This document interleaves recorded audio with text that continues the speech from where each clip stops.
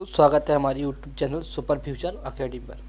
दोस्तों ये है पार्ट 2 भाग 2 पार्ट 1 का कक्षा 10वीं के लिए जो ये बोर्ड के पेपर हो रहे हैं एमपी बोर्ड के उसके 2022 के उसके लिए महत्वपूर्ण क्वेश्चन है। ठीक है दोस्तों, हाँ इससे पार्ट 1 हम बता चुके हैं, 10 क्वेश्चन उसमें कराए हैं, बहुत ही इंपॉर्टेंट क्वेश्चन है। अगर आपने वो नहीं देखा है तो आप उसका डिस्क्रिप्शन में लिंक है, उस पर आप क्लिक कीजिए, पहले वो वीडियो देख लीजिए। अगर आप पहले वाला वीडियो देख लेंगे तो ये वाला वीडियो बहुत हेल्पफुल रहेगा, यानी ये वाले सवाल क्वेश्चन हैं बहुत जल्दी समझ में आ जाएंगे दोस्तों। ठीक, तो देखिए हम इसको शुरू करते हैं दोस्तों। क्वेश्चन दिया हुआ है, संख्या 140 को अभाज्य गुणनखंडों के रूप में व्यक्त कीजिए। तो देखो दोस्तों, इसको कैसे करते हैं, व्यक्त करना है, सिंपल सी बात, हम बता चुके हैं, आप पहली वीडियो में बताया है लेकिन दूसरे में फिर बता दूं। जैसे 140 लिखा हुआ है, 140 लिखा हुआ है तो इसको अपन फैक्टर करेंगे यानी इसको काटेंगे। कैसे कैसे कटेगा, और जैसे वही अपन एलसीएम एलसीएम निकालते थे, भिन्न वगैरह करते थे, तो जो संख्याएं जो काटते थे ऐसे इसको काटेंगे। तो इसको सबसे पहले 2 से काटेंगे तो 70 आएगा दोस्तों, फिर 2 से काटेंगे 35, फिर 3 से कटेगा नहीं, 5 से काटेंगे तो 7 आएगा, 7 से काटेंगे दोस्तों 1 आएगा। ठीक, यानी दोस्तों 140 का क्या हुआ, 140 को अपने कैसे काटा, 140 को अपने कैसे काटा दोस्तों, 2 गुणा 2 गुणा 5 गुणा में 7, सिंपल काटा है। तो ये अभाज्य गुणनखंडों को भी व्यक्त हो गया। इसको ऐसे भी लिख सकते हैं, या फिर इसको जैसे 2 बार है तो 2 की पावर अपन 2 कर देंगे इंटू 5 इंटू 7, तो इसको ये भी लिखते हैं। लेकिन तो दोस्तों हो गया अभाज्य गुणनखंडों को व्यक्त, सिंपल है, हो गया आंसर। ठीक है दोस्तों, अच्छा लगा ना, हाँ तो वीडियो को लाइक कर दो और चैनल को सब्सक्राइब कर दो, हाँ अपने दोस्तों के साथ शेयर भी कर दो दोस्तों। ठीक है, देखिए क्वेश्चन नंबर 2 की तरफ। दोस्तों क्वेश्चन नंबर 2 लिखा हुआ है, जो अभी क्वेश्चन नंबर 1 था उस स्वयं ऐसा ही है, पूरा वैसा का वैसा ही आपको हल करना। वही लिखा है, संख्या 3825 को अभाज्य गुणनखंडों के रूप में व्यक्त कीजिए। तो पूरा वैसा का ही वैसा है, इसमें जरा सा भी कोई डिफरेंट नहीं है, कुछ भी बदलाव नहीं किया गया है, जैसा क्वेश्चन दिया गया है अभी क्वेश्चन नंबर 1 था वैसा ही है। अगर आप लोगों को आ रहा है तो आप पहले कीजिए, इसको नहीं आ रहा है तो मैं इसको भी बता दे रहा हूँ आपको। देखो एक बार और देख लो, हल दिया क्या दिया लिख सकते हो, यानी 3825 यानी 3825, इसको अपन काटेंगे। तो सबसे पहले छोटी संख्या 2 से ट्राई करेंगे। देखो हाँ दोस्तों, अगर 5 आ रहा है तो 2 से कटेगा ही नहीं, कहीं क्योंकि 2 के पहाड़े में कभी 5 नहीं आता है दोस्तों। ठीक, ट्राई भी कर लेना आप, 2 से नहीं कटेगा। इसको पहले 3 से काटेंगे, तो जब 3 से इसको भाग देंगे, 3 से भाग देंगे, 3 एकन 3, 3 दूनी 6, 3 7 21, 3 5 15, यानी 1275 आएगा दोस्तों। ठीक, इसमें 5 फिर आ रहा है, फिर 3 से भाग चले जाए, फिर देखते हैं, यानी 3 चौक 12 और 3 दूनी 6 और 3 5 15, 425। फिर अब 3 से ट्राई करेंगे, 3 एकन 3, 3 चौक 12 नहीं जाएगा दोस्तों, 5 से ट्राई करेंगे, क्योंकि अब 5 से ट्राई करेंगे तो कितना आएगा, 5 8 40, 5 25। फिर दोस्तों 5 से ट्राई करेंगे तो 5 एकन 5 और 5 7 35, तो 17 आएगा। 17 केवल 17 से ही कटता है, सब लोग जानते हैं 17 एकन 17। तो दोस्तों यानी 3825 के फैक्टर क्या हुए, 3 गुना 5 गुना में 17, सिंपल यही तो फैक्टर हुए। तो यहाँ लिख लिए, 3 कितना है 2 बार, तो 3 के ऊपर पावर 2, 5 कितना है ये भी 2 बार है तो 5 के ऊपर पावर भी 2, और 17 एक बार है तो 1।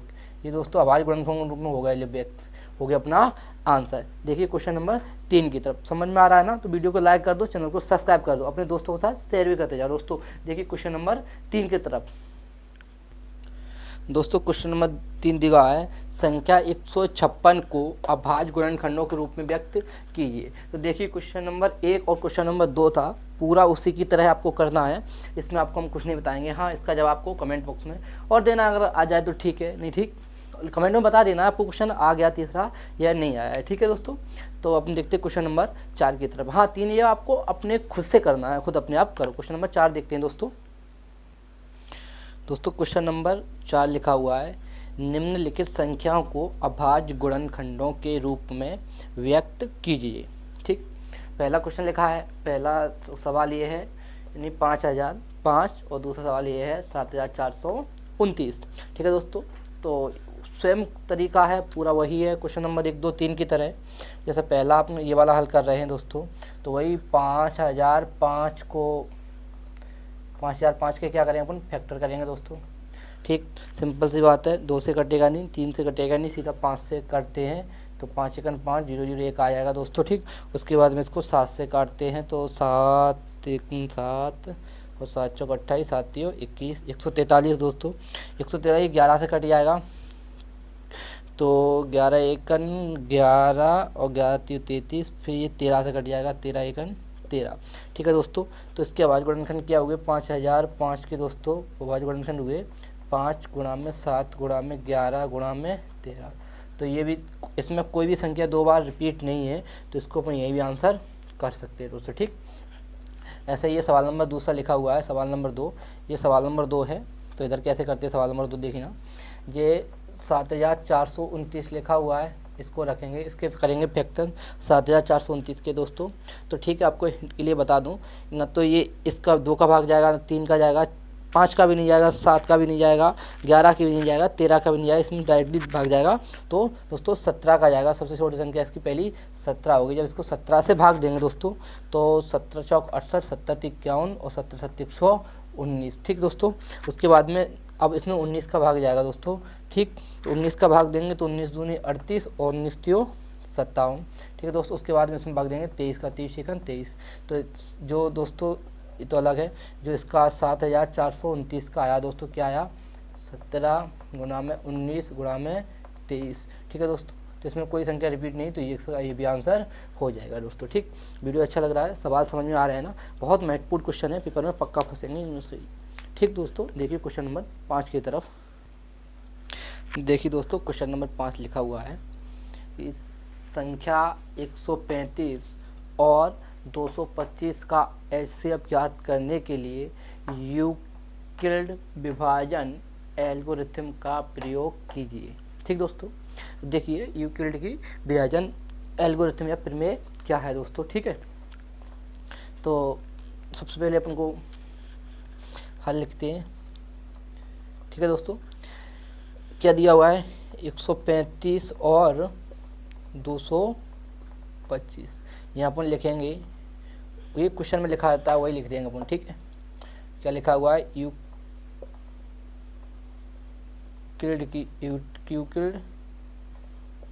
विभाजन एल्गोरिथम से। ठीक है, तो यूक्लिड की विभाजन प्रमेय या यूक्लिड की विभाजन एल्गोरिथम क्या है दोस्तों। देखो क्या होता है, जो छोटी संख्या होती है ना, जो छोटी संख्या होती है उसका बड़ी संख्या में भाग दिया जाता है। तो सबसे पहली कंडीशन तो ये होती है कि देखो, सबसे पहली कंडीशन कि जो 225 में 135 का भाग दिया जाएगा, यानी दोस्तों इधर देखो 225 लिखा है, इसमें 135 का दिया जाएगा भाग। तो दोस्तों कितनी बार जाएगा, एक बार जाएगा, क्यों 135 दूनी 270 होते हैं, ये 225 है, तो कितना जाएगा 135। जब इसको माइनस करेंगे तो 0 और 9 90 बचेगा। ठीक दोस्तों, तो देखो यहाँ क्या करते हैं, 135 का भाग दिया 225 में, कितनी बार गया, एक बार, तो गुना में 1 लिख देंगे, शेष पर कितना बचा 90, तो 90 रख दिया जाएगा। ठीक है दोस्तों, अच्छे से देखना, 90 रख दिया गया। ठीक, उसके बाद क्या होते हैं, अगली कंडीशन क्या होती है, जो 135 होता है इसको रख लेंगे, क्योंकि फिर इधर का ही देखेंगे पूरा, इधर का, इधर इसमें कौन सी संख्या बड़ी है 135, तो 135 यहाँ लिख लेंगे। उसके बाद जो शेष पद बचता है उसका देते हैं अपन भाग, इसमें कितना बचा है 90। ठीक दोस्तों, तो देखो दोस्तों 135 बचा हुआ था, 135 पर कितने भाग देंगे अब दोस्तों, शेष पर कितना बचा 90 का भाग। तो जब शेषफल 135 में शेषफल 90 से भाग दिया जाएगा, तो ये भी एक बार जाएगा, 2 बार जाएगा तो 180 हो जाएगा, एक भी एक बार जाएगा तो कितना हो गया 90, 5 के 5 और बचेंगे 4, 45 दोस्तों। तो कितनी बार गया, एक बार गया भाग, कितना शेषफल बचा दोस्तों 45, प्लस करके लिख देंगे इधर में 45। ठीक दोस्तों, उसके बाद क्या करते हैं, देखिए अब पूरे इधर का फिर देखेंगे क्या है, इधर में बड़ा 90 दोस्तों, 90 रख लेंगे। उसके बाद 45 का देंगे भाग।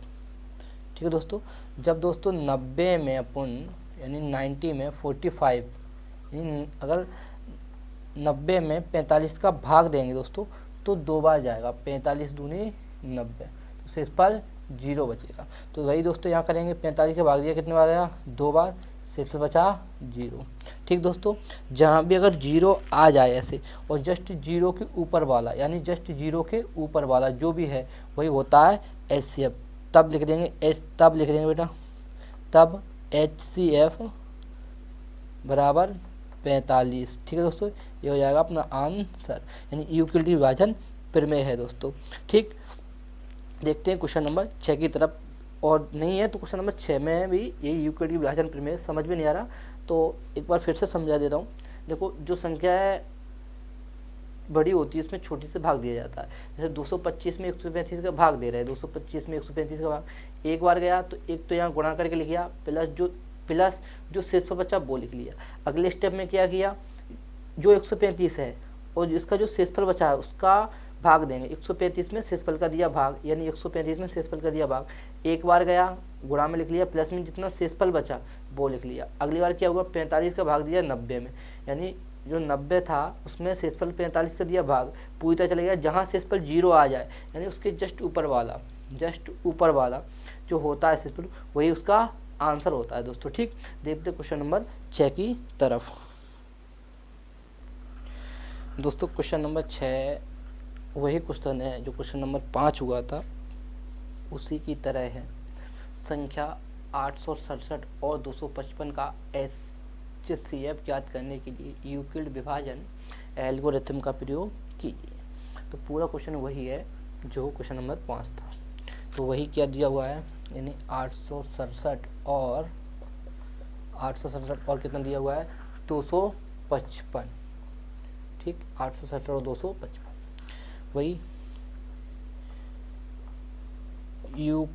वही तरीका यूक्लिड विभाजन एल्गोरिथम से। ठीक है दोस्तों, कैसे करते हैं यूक्लिड विभाजन एल्गोरिथम क्या है, ठीक से एक बार फिर से देखो। जो 867 है दोस्तों, इसमें 255 का दिया जाएगा भाग, क्योंकि ये बड़ा है ये छोटा है तो हमेशा बड़े में छोटे का दिया जाता है भाग।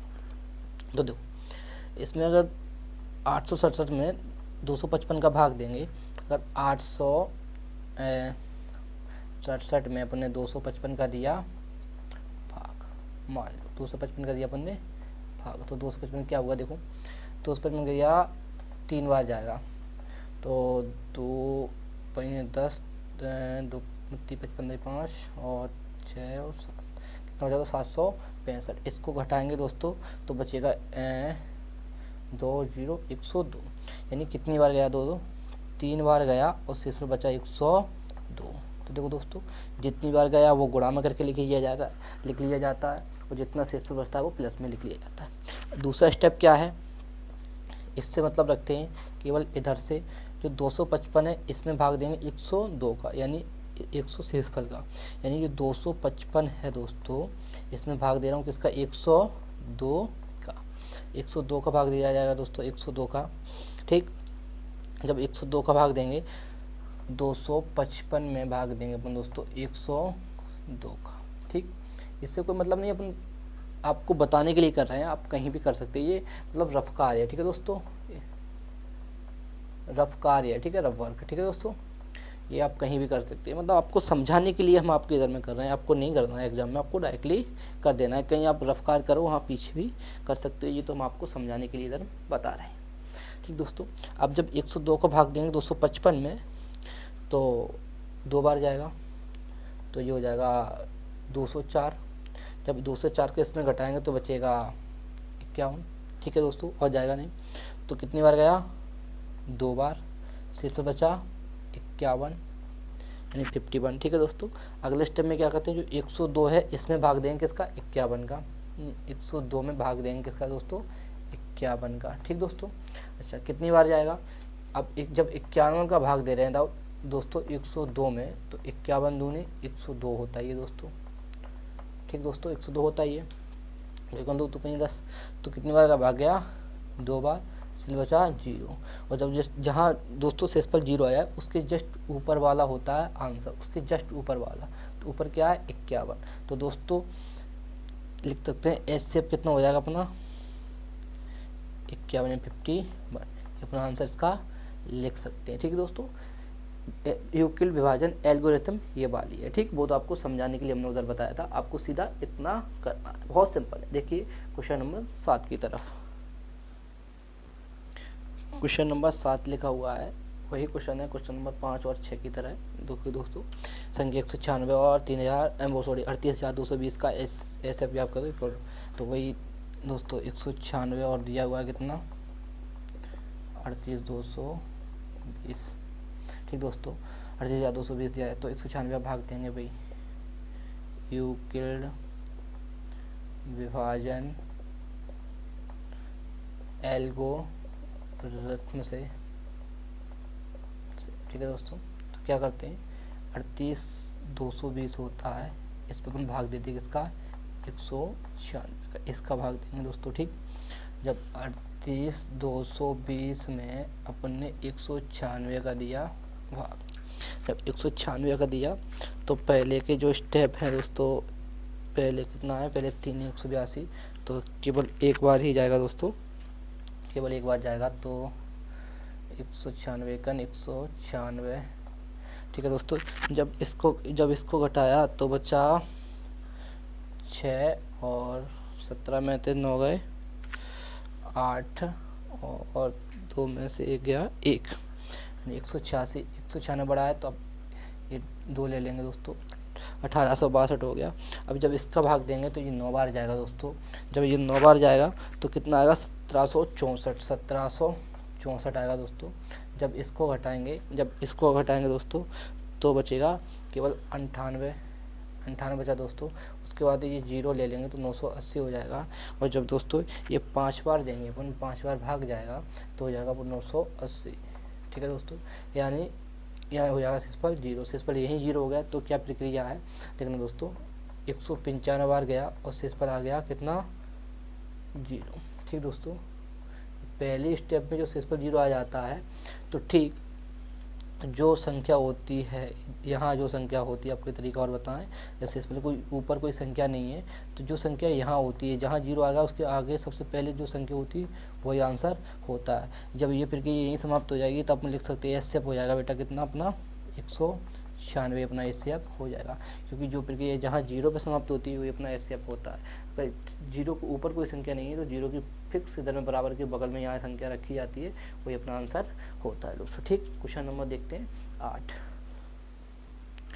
देखना दोस्तों क्वेश्चन नंबर 8 लिखा हुआ है, व्याख्या कीजिए कि 7 गुना 11 गुना में 13 प्लस 13 और 7 गुना 6 गुना 5 गुना 3 गुना 2 गुना 1 प्लस 5 भाज्य संख्या क्यों है। तो आपको बताना है ये भाज्य संख्याएं क्यों है। तो देखिए दोस्तों, इस क्वेश्चन को करने से पहले आपको हम एक चीज़ बताएं, वो आपको बहुत ज़रूरी है सीखना। ठीक, संख्या सिर्फ 2 प्रकार की होती हैं, कौन कौन सी, एक होती है दोस्तों भाज्य, एक होती है भाज्य और दूसरी होती है अभाज्य। तो देखो दोस्तों, भाज्य कौन सी होती है, अभाज्य कौन सी होती है, कोई भी संख्या जिसके कम से कम 3 गुणनखंड हो वो तो होती है भाज्य संख्या, यानी कम से कम 3 गुणनखंड हो। देखो दोस्तों, कोई भी संख्या हो, जैसे ले लिया, जैसे मैंने 4 ले लिया, जैसे 4 ले लिया, 4 ले लिया, तो 4 यानी गुणनखंड का मतलब होता है कटे, यानी समझ रहे हो ना। तो ये देखो, इसको लिख सकते हैं 2 गुना में 2, यानी एक तो ये मतलब, एक तो ये कहने का मतलब ये कि ये किस से कटेगी जान सको, एक तो ये 1 से कट जाएगी, क्योंकि 1 का भाग तो 1 का सब में ही जाता है, कोई भी संख्या हो, और स्वयं का भी सब में जाता है, स्वयं का। लेकिन एक और गुणनखंड होगा इसका, एक कौन सा है 2, यानी 2 का भाग जाएगा। जिसके कम से कम 3 गुणनखंड हो वो होती है भाज्य संख्या है, यानी कम से कम 3 गुणनखंड हो। ठीक है, ये होती है भाज्य संख्या, कम से कम 3, यानी एक स्वयं के एक और स्वयं के अलावा कोई एक और गुणनखंड हो। और अभाज्य संख्या होती है, जैसा कि दोस्तों 5 लिख लिया अपन ने, 5 लिख लो, तो 5 किसके अलावा कटेगी, केवल 1 और 5 से ही कटेगी, यानी स्वयं से और 1 से ही कटेगी, इसके अलावा 5 को अपन किसी से काट नहीं सकते। तो ये होती है भाज्य संख्या, यानी केवल 2 गुणनखंड हो, 2 गुणनखंड हो। ठीक है दोस्तों, तो ये होती हैं भाज्य, होती हैं भाज्य। आप कितना भी देख लो, जैसे 14 देख लो, ठीक है, 14 एक तो 1 से कटेगा, स्वयं 14 से कट जाएगा और 2 से भी कट जाएगा और 7 से भी कट जाएगा। तो कम से कम 3 हो, ज़्यादा कितने भी होना चाहिए। तो ये भाज्य संख्या हो गई। अभाज्य संख्या मानो जैसे 11 है तो 11 अभाज्य संख्या है, क्योंकि 11 सब 1 से कटेगी, वो सब 11 से ही कटेगी। तो ये होती हैं दोस्तों भाज्य और अभाज्य। तो क्वेश्चन, अब इसको क्वेश्चन को करते हैं। देखो क्वेश्चन कैसे करते हैं, देखो दोस्तों, पहला दिया है, क्या दिया हुआ है, देखो पहले क्या दिया हुआ है, 7 गुना में 11 गुना में 13 प्लस 13। ठीक है दोस्तों, दोनों लिख लेते हैं और क्या है, और 7 गुना 6 गुना में 5 गुना में 4 गुना में 3 गुना 2। तो दोस्तों इधर लिख दे रहा हूँ मैं, ठीक है, इसको साफ कर देता हूँ। ठीक, इधर मैं लिख दे रहा हूँ। तो 7 गुना 6 गुना 5 गुना में 4 गुना में 3 गुना में 2 गुना 1 प्लस 5। ठीक है दोस्तों, ये लिखा हुआ है। ठीक दोस्तों, अब देखते हैं इसको कैसे कर सकते हैं। इसमें दोस्तों उभयनिष्ठ यानी कॉमन, इसको कॉमन ले सकते हैं। इसको कॉमन कैसे ले सकते हैं, ध्यान से देखना। इसमें तुम 13 कॉमन ले लेंगे, 13 कॉमन ले लेंगे दोस्तों, तो क्या बचेगा, ठीक से देखना, 7 गुना में 11 गुना में 1 प्लस 1। ठीक दोस्तों, 1 बचेगा, ये 13 यहाँ से भी आएगा, यहाँ से 1 बच जाएगा। ठीक है दोस्तों, ठीक। और दोस्तों इसमें क्या अपन कॉमन ले लेंगे, इसमें 5 कॉमन ले लेंगे दोस्तों, अपन 5 कॉमन, इसमें 5 बाहर ले लेंगे, तो क्या बचेगा, 7 गुना में 6 गुना में 1 है ना, 5 की जगह पे 1 आ जाएगा, और 4 3 2 1 प्लस 1। ठीक है दोस्तों, इसको भी ऐसे लिख सकते हैं। ठीक, अब देखना 13 आ गया और 11 7 77, 77 एकन 77 प्लस 1 आ जाएगा दोस्तों। और ये क्या हो जाएगा दोस्तों, ठीक से देखना, 5 तो लिखा ही है, 5 तो लिखा है। अब ये क्या हो जाएगा दोस्तों, जब इसका मल्टीप्लाई करेंगे, तो मल्टीपल करके देख लेते हैं अपन। 4 3 7 होगा इसका, 3 4 3 7 1008 प्लस 1 तो लिखा ही है। ठीक दोस्तों, इसका क्या करेंगे, 13 77 1 कितना हो जाएगा, 78। ठीक है दोस्तों, 78 हो गया। और इसको क्या कर सकते हैं अपन, 5 1 9।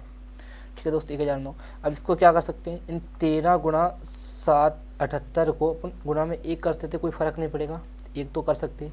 और दोस्तों इसको भी अपन कर सकते हैं, 1 तो हमेशा ही रहता है, 1009 गुना में 1, सिंपल सी बात है। तो यहाँ अपन कह सकते हैं कि यही क्वेश्चन का ये कॉन्सेप्ट लिख देना है कि इन संख्याओं के कम से कम 3 गुणनखंड हैं,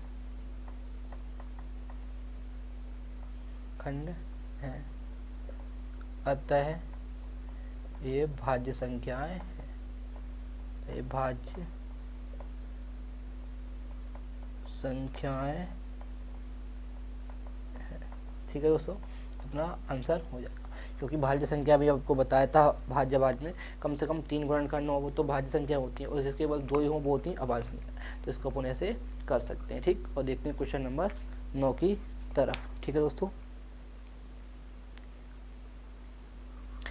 दोस्तों क्वेश्चन नंबर 9 लिखा हुआ है, दर्शाइए कि कोई भी धनात्मक विषम पूर्णांक 6q प्लस 1 या 6q प्लस 3 या 6q प्लस 5 के रूप का होता है जहां q कोई धनात्मक पूर्णांक है। ठीक, तो देखते को क्वेश्चन को, बहुत अच्छा क्वेश्चन है और यानी वेरी इंपॉर्टेंट क्वेश्चन है, बहुत अच्छे से समझना इसको, बहुत इजी क्वेश्चन है, बहुत सरल, बहुत अच्छे से समझना इस क्वेश्चन को। देखिए क्वेश्चन को स्टार्ट करते हैं।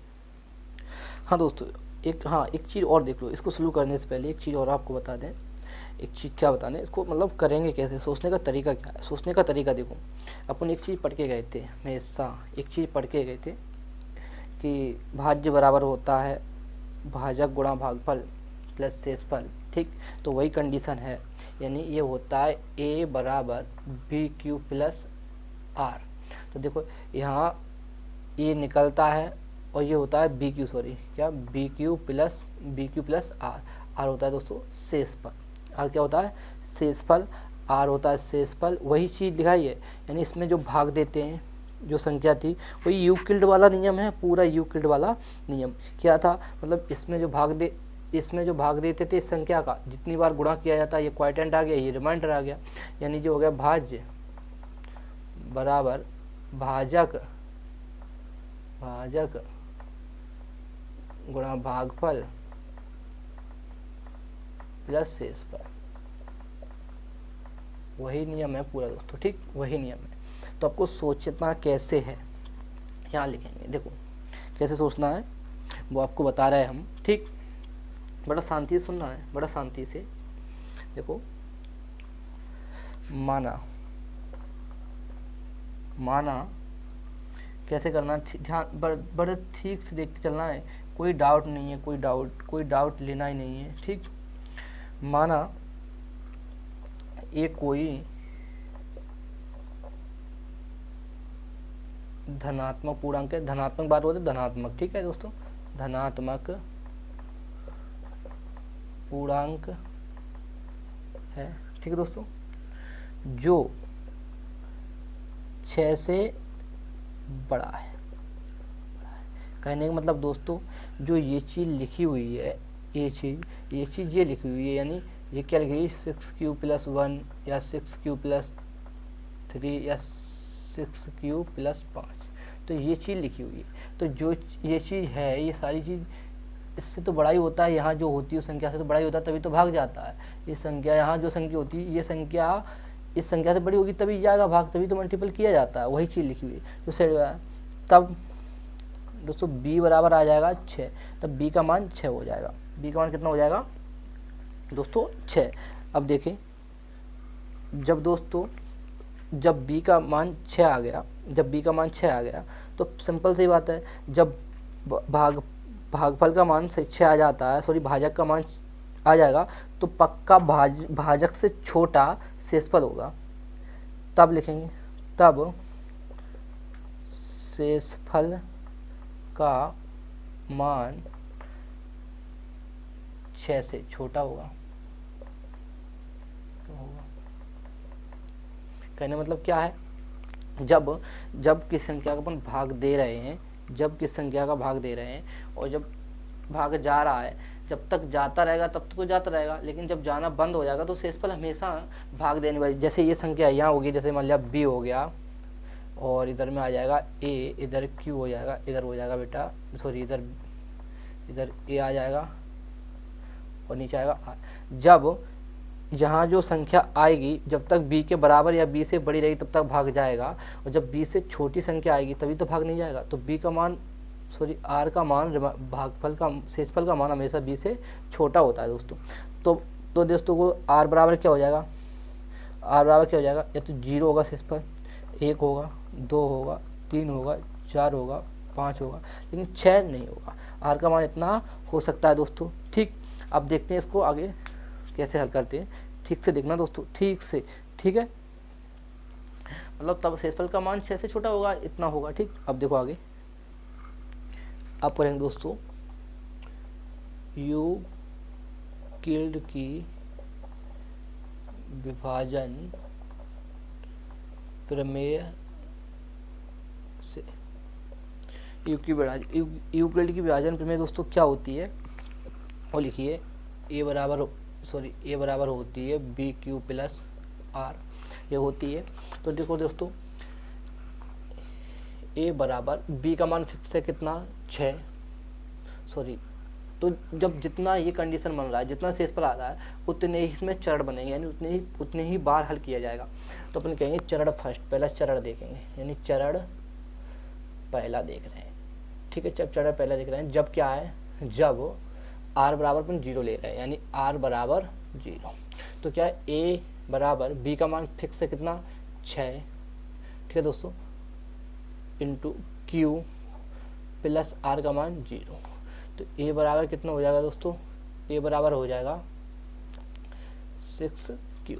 कोई दिक्कत नहीं दोस्तों, कितना आएगा क्यू। ठीक दोस्तों, अब देखो, अब ये आया है, ये सम आया है कि विषम। तो एक बात आपको बताएं हम, अगर किसी सम संख्या में, यानी ये q का मान कितना भी हो, जब 6 सम संख्या, यानी किस सम संख्या में अगर किसी भी, चाहे सम संख्या हो या विषम संख्या का गुणा करते हैं तो वो हमेशा सम ही आता है। एग्जाम्पल, जैसे 6 में कितने का भी गुणा करके देख लो, 6 में कितने का भी गुणा करके देख लो। 6 में अगर 2 का गुणा करेंगे तो 12 आ जाएगा, 12 सम है। 6 में अगर 3 का गुणा करेंगे 18 आ जाएगा सम है। मतलब 6 में अगर 11 गुणा करेंगे तो 66 आ जाएगा दोस्तों, ये भी सम है। ठीक, तो इन्हें क्यू का मान कितना भी हो तो ये क्या हो जाएगी, ये हो जाएगा दोस्तों सम। ठीक दोस्तों, ये हो जाएगा सम। चरण दूसरा लेते हैं। अब चरण अपन दूसरा लेते हैं, तो चरण 2 में क्या रख रहा है अपन दोस्तों, चरण 2 में रखेंगे, जब क्या रखेंगे, जब आर बराबर क्या, जब आर बराबर क्या हो दोस्तों, जब आर बराबर अपन लेंगे, अब चरण 2 में जब आर 0 ले चुके 1, जब आर बराबर 1 है तो देखना दोस्तों ए बराबर क्या रहेगा, ए बराबर 6, क्यू का मान फिक्स है, प्लस आर का मान क्या हो जाएगा 1। तो दोस्तों देखो, जब कभी भी जब ये कंडीशन करती है 6 में कितने का भी गुणा करो सम आ रहा है और सम में 1 जोड़ दें, यानी चाहे इसमें 1 जोड़ दें या इसमें 1 जोड़ दें या फिर इसमें 1 जोड़ दें, तो ये सारी विषम, ये 13 हो जाएगी, ये 19 हो जाएगी और ये 67 हो जाएगी, तो ये सारी विषम हो जाएंगी। यानी तो अपन ये जानते किसी सम संख्या में किसी भी संख्या को गुणा करें तो वो सम होती है, उसमें 1 जोड़ दें तो वो विषम बन जाती है। तो दोस्तों ये क्या बनेगी अपनी, विषम बन जाएगी। ये संख्या कौन सी बन जाएगी, विषम। ठीक, लिखते चल रहा है, ये सम है, ये विषम। अब चरण नंबर तीसरा देखते हैं दोस्तों, इधर में चरण तीसरा कैसे बनेगा।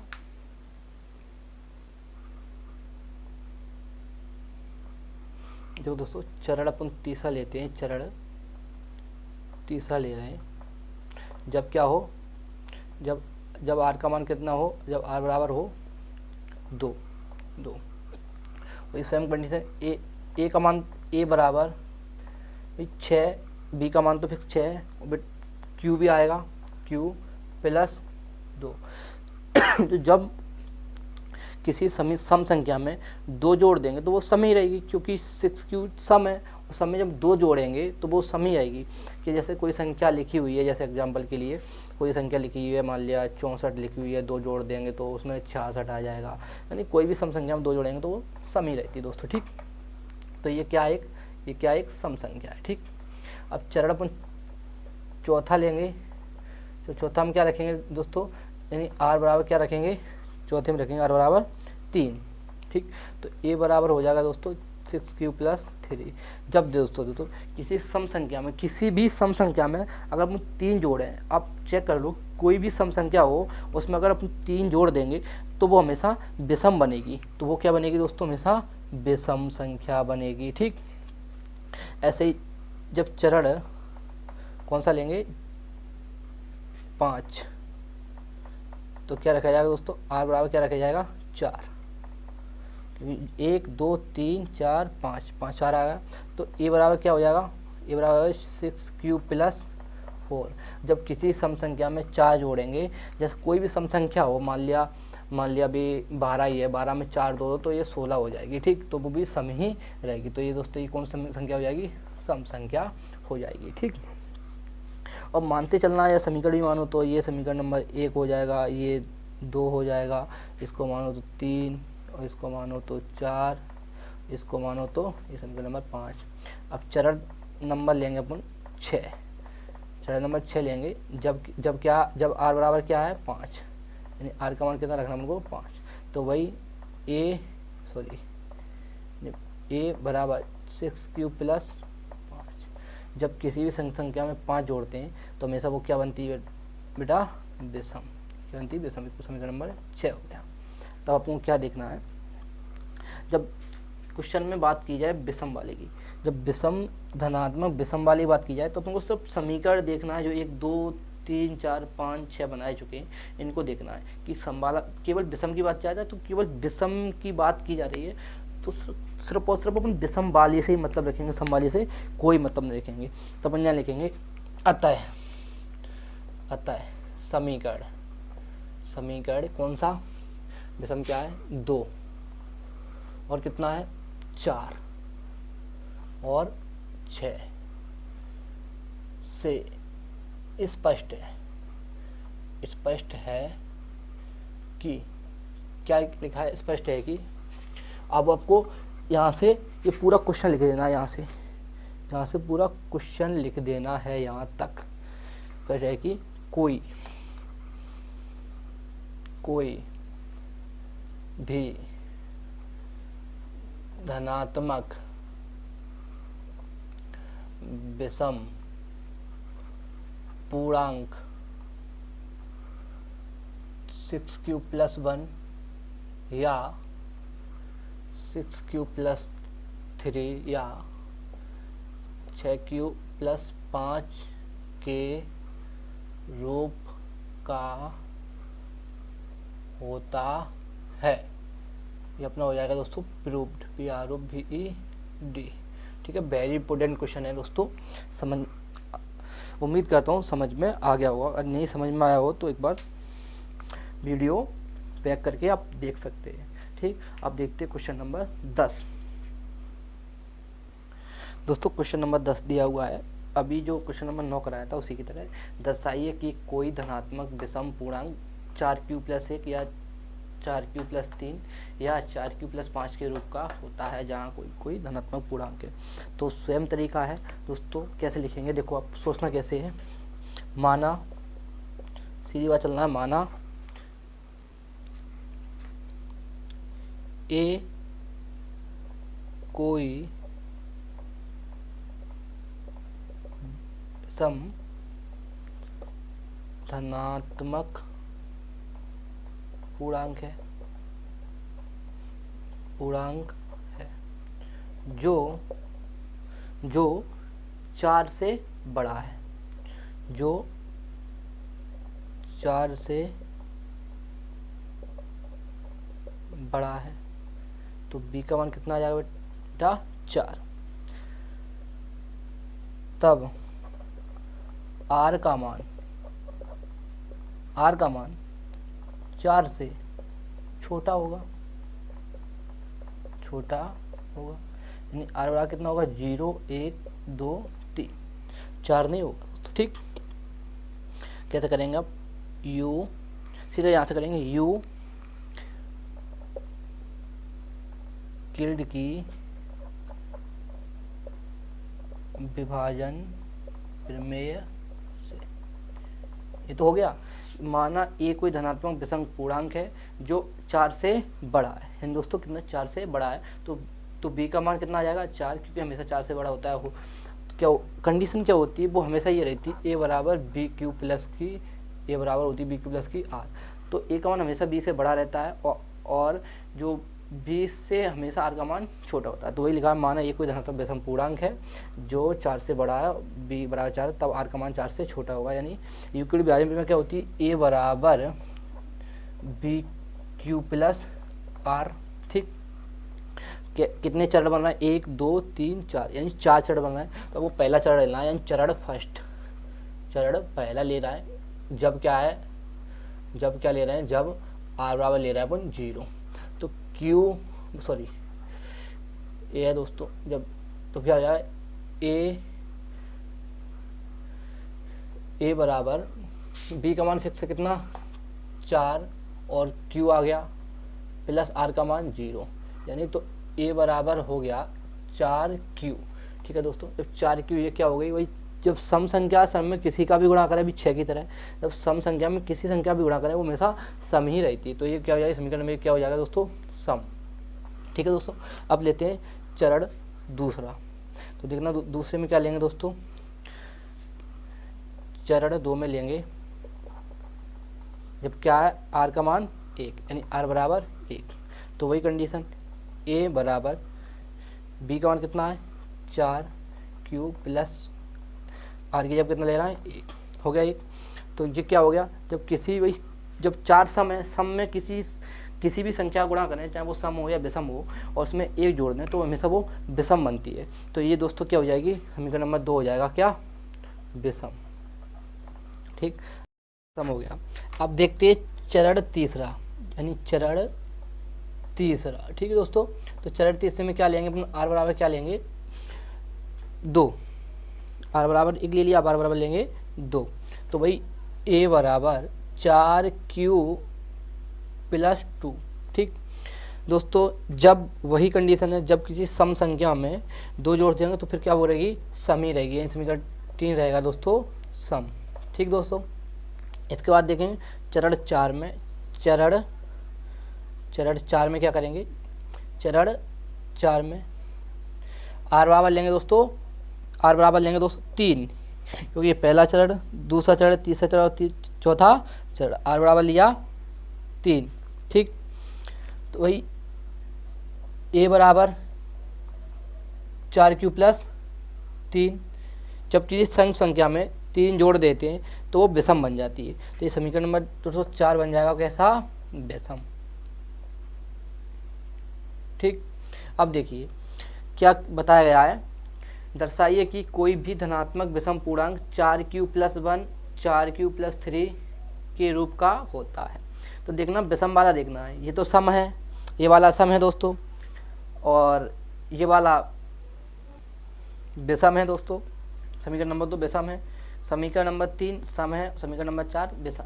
तो इसमें जब बात क्वेश्चन में विषम वाले की हो रही है तो अपन विषम वाला ही देखेंगे। तो यहाँ लिखेंगे अतः समीकरण 2 व 4, क्योंकि समीकरण 2 और 4 ही दोस्तों विषम है और 1 और 3 तो सम है, और क्वेश्चन में जब विषम की बात की जा रही है तो विषम वाला देखना है, सम वाला देखना नहीं। अतः समीकरण 2 व 4 से स्पष्ट है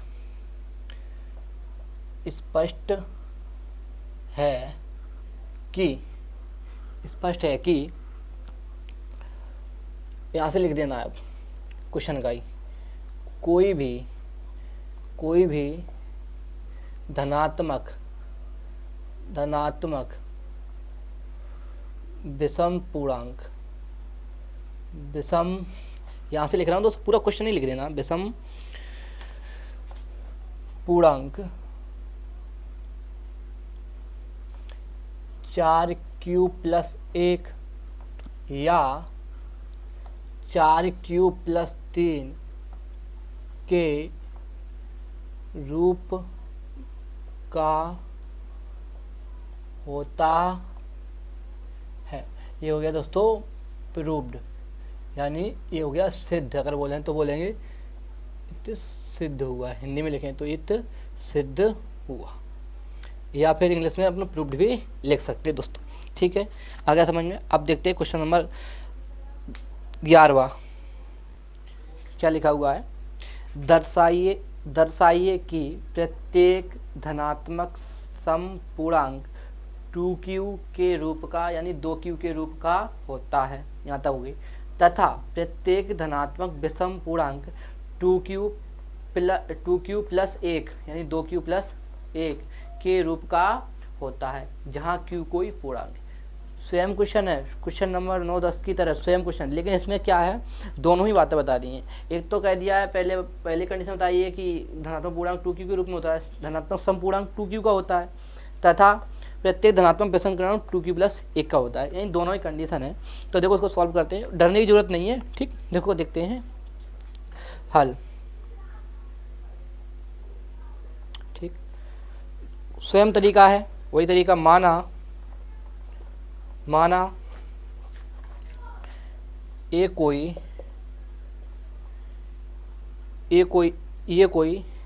धनात्मक पूर्णांक है, धनात्मक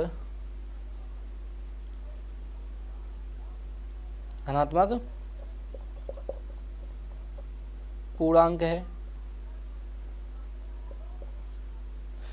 है जो, अब जब 2Q की बात आ गई, जो 2 से बड़ा है,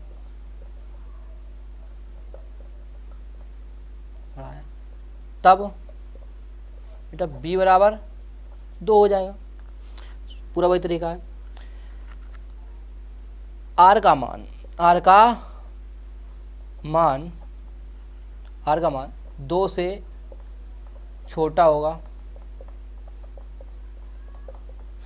जब b का मान 2 है तो r का मान सिंपल सी बात है कि 2 से छोटा होगा। तो देखो, तो r बराबर क्या होगा, r बराबर 0 होगा या फिर 1 होगा। दो ही इसमें चरण बन रहा है, दो ही, यानी जितने मान होते हैं उतने ही चरण बनते हैं। अब देखिए यूक्लिड की विभाजन प्रमेय से, यूक्लिड की विभाजन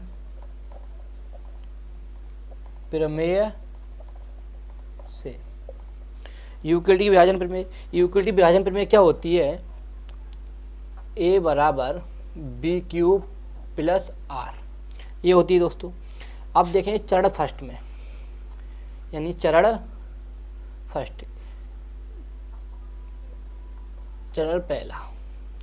देखो दोस्तों चरण पहला क्या है, जब r बराबर में 0 लेंगे, ठीक, r बराबर 0, तो r बराबर 0 लिया तो वही कंडीशन, a बराबर b का मान कितना है 2, q है ही, प्लस r का मान कितना हो गया दोस्तों 0, यहाँ रखा है ये 0, ठीक। तो a बराबर आ जाएगी 2q हो गई।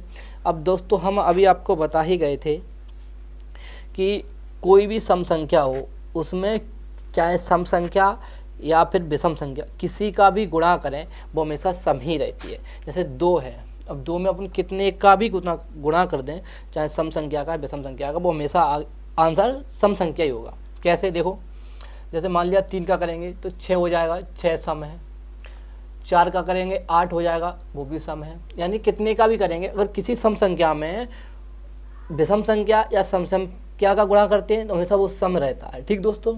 हाँ, अगर उसमें एक जोड़ दें, अगर एक जोड़ देते हैं, अगली सम के बाद अगली हमेशा विषम आती है, 6 के बाद एक जोड़ देंगे तो 7 आएगा, वो विषम हो गई, 8 के बाद 9 आएगा, वो भी विषम हो गई, ठीक है दोस्तों। हमेशा एक जोड़ते हैं विषम आता है। अब ये है तो ये क्या होगा, समीकरण नंबर 1 क्या होगा दोस्तों, सम है, सम है। अब देखते हैं चरण दूसरा, चरण 2 में, तो चरण 2 की बात हो रही दोस्तों, तो r बराबर कितना लिया जाएगा 1, यानी r बराबर 1। चरण 2 में अपने कितना ले लिया, r बराबर 1, सॉरी। कंडीशन वही है कि a बराबर b का मान b क्यू प्लस r है, b का मान कितना है 2q प्लस r का मान 1, यानी जी कितना हो गया, a बराबर 2q प्लस 1 दोस्तों। अब जब सम संख्या है उसमें एक जोड़ रहे हमेशा वो विषम बनेगी, तो ये कि समीकरण नंबर 2 क्या हो गया, विषम, ठीक दोस्तों। अब तरीका वही है, वही, कोई एक सेकंड भी मतलब घबराने की जरूरत नहीं है। क्या है, वही लिखेंगे, अतः समीकरण। अब पहले सम की बात कर रही तो पहले सम वाला देखेंगे, केवल समीकरण 1 में ही तो सम है, 2 समीकरण है, एक सम है एक विषम है, पहले वाला सम है तो लिखेंगे समीकरण 1 से स्पष्ट है, 1 से स्पष्ट है कि, 1 से स्पष्ट है कि क्या है, तो यहाँ से लिख देंगे केवल सम तक, प्रत्येक, क्या लिख देंगे दोस्तों, वही प्रत्येक धनात्मक समपूर्णांक 2q यानी 2q के रूप का होता है, तथा इसमें लगाया तो इसमें भी लगाए, तथा समीकरण 2 से स्पष्ट है, क्योंकि समीकरण 2 में क्या बताया गया, विषम है, और ये लिखा है यहाँ पे, तथा प्रत्येक धनात्मक विषम पूर्णांक 2q प्लस 1 के रूप का होता है। अपने इधर में निकाल ही चुके हैं, ठीक, तो यहीं लगा देंगे, तथा समीकरण 2 से स्पष्ट है, 2 से स्पष्ट है, यानी समीकरण 2 बता रहा है, स्पष्ट का मतलब होता है बताना, यानी समीकरण 2 से स्पष्ट है क्या, यहाँ से फिर लिख देंगे प्रत्येक धनात्मक विषम पूर्णांक 2q प्लस 1 के रूप का होता है,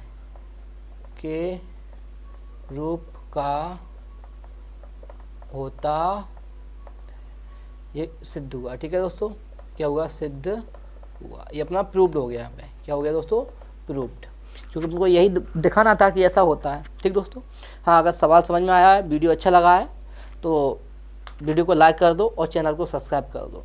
ठीक है दोस्तों, और अपने दोस्तों के साथ शेयर। हाँ आइए अपने पार्ट 1 के क्वेश्चन इंपॉर्टेंट सारे क्वेश्चन हो चुके हैं, अब पार्ट 2 का वीडियो बनाएंगे। ठीक, पार्ट 2 बताएंगे आपको, अब आप वो पढ़ना। ठीक है दोस्तों, मिलते हैं आप अगली वीडियो में, तब तक दोस्तों जय हिंद।